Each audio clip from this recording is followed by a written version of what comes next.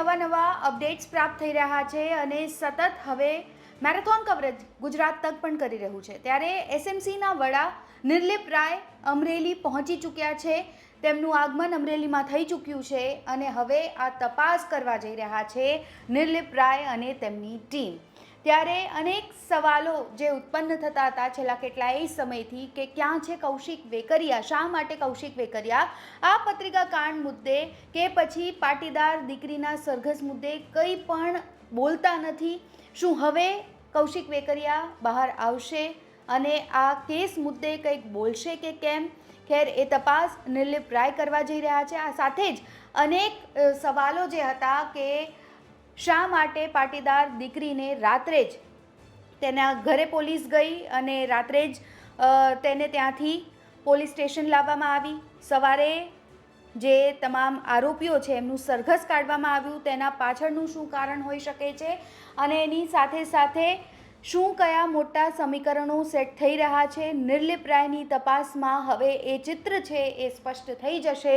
ત્યારે સવારથી જ અમરેલીમાં ધામા નાખીને બેઠા છે નિર્લિપ રાય અને અમરેલીની જનતાને પણ હવે વિશ્વાસ છે કે નિર્લિપ રાયની એન્ટ્રી આ કેસમાં થઈ ચૂકી છે તો 100% કંઈક ને કંઈક જે સત્ય હશે એ જ બહાર આવશે, જે સાચું હશે એ જ બહાર આવશે। પત્રિકા કાંડને લઈને છેલ્લા કેટલાય સમયથી ગુજરાતમાં હાઈ વોલ્ટેજ ડ્રામા છે શરૂ થઈ ગયો હતો।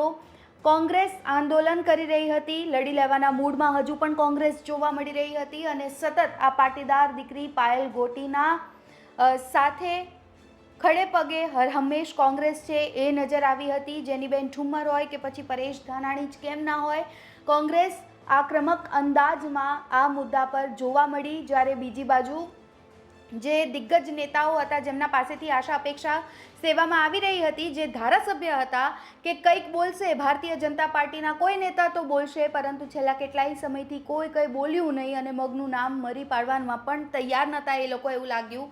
છેલ્લે જે બે નિવેદન આવ્યા, પરસોત્તમ રૂપાલાનું નિવેદન છે કેટલા ટાઈમ પછી સામે આવે છે, જેને લઈને અનેક ચર્ચાઓ પણ શરૂ થઈ ચૂકી છે કે સાંસદ નિવેદન આપી શકે છે પરંતુ અહીંના ધારાસભ્યો છે એ શા માટે મૌન છે, કંઈ પણ બોલવાનું ઇનકાર કરી રહ્યા છે। જ્યારે બીજી બાજુ મહેશ કસવાલાનું પણ નિવેદન સામે આવ્યું હતું આ કેસમાં। ત્યારે હવે અનેક અટકળો હવે એકવાર ફરી વહેતી થઈ ચૂકી છે કે પાયલ ગોટીના કેસમાં હવે સાચા અર્થમાં જે ન્યાયિક પ્રક્રિયા છે એ શરૂ થઈ જશે।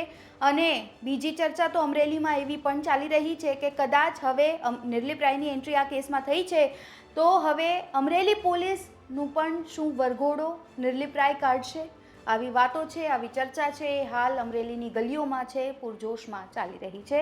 અમરેલીના ચકચારી બનેલા પ્રકરણ પાયલ ગોટીને અન્યાયના મુદ્દે જે રીતે તંત્ર દ્વારા અત્યારે કાર્યવાહી શરૂ થઈ ગઈ છે, ડીજીપી દ્વારા એસએમસીના વડા નિર્લિપ રાયને હાલમાં તપાસ સોંપવામાં આવી છે। નિર્લિપ રાય છે તે અમરેલી પહોંચી ચૂક્યા છે। અમરેલીના સર્કિટ હાઉસ ખાતે પાયલ ગોટીને પણ અહીંયા બોલાવવામાં આવી છે અને પાયલ ગોટી પણ અંદર પહોંચી છે। Amreli LCB, SOG, cyber cell, Amreli city police સહિત તમામ પોલીસ કાફલો પણ હાલમાં મોજૂદ છે અને હાલમાં પોલીસના નિવેદનો નોંધવાની કાર્યવાહી નિર્લિપ રાયની ટીમ દ્વારા થઈ રહી છે। નિર્લિપ રાય પણ અત્યારે મોજૂદ છે અને આગામી કલાકોમાં નિર્લિપ રાય છે તે પ્રેસને સંબોધન કરે તેવી પણ શક્યતા સેવાઈ રહી છે। ત્યારે જોવાનું એ રહ્યું કે પાયલ ગોટીને અન્યાયને મુદ્દે ચાલી રહેલી જે લડત છે તેમાં નિર્લિપ રાયની એન્ટ્રી થઈ છે। નિર્લિપ રાય અત્યારે અમરેલી પહોંચી ચૂક્યા છે અને હાલમાં તપાસનો ધમધમાટ શરૂ થઈ ગયો છે। ફારૂક કાદરી, ગુજરાત તક, અમરેલી।